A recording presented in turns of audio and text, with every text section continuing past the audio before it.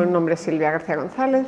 son profesora na Facultade de Belas Artes en Pontevedra e tamén na Facultade de Deseño, que este ano é o primeiro curso do grado en Diseño, e a verdade é que eu me formei en Belas Artes, na licenciatura de Diseño e Audiovisuais, e logo tive unha trayectoria no Centro Galego de Arte Contemporáneo con actividades, pero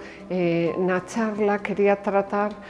o tema de diseño e educación e a pouca presencia que hai en primaria e secundaria, falando de experiencias que hubo coas escolas en Sargadelos e tamén tratando algunhas experiencias da Fundación de Artesanía nos colexios, pero incidindo no feito de que realmente hai pouca presencia do diseño na formación primaria e secundaria, si exceptuamos o bacharelato artístico, as persoas que escollen esa rama artística de bacharelato. Entón me parece que é necesario reivindicar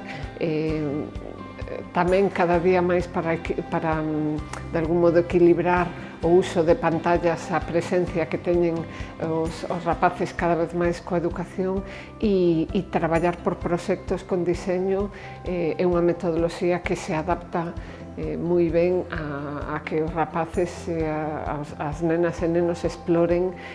a contorna máis próxima e fagan un análisis crítico da realidade a través da metodoloxía do deseño. Entón me parece que todavía queda moito por reivindicar en estas miradas interdisciplinares entre diseño, arte, artesanía.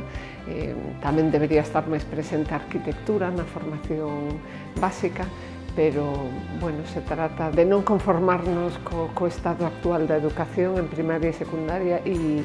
intentar ver novas vías da formación.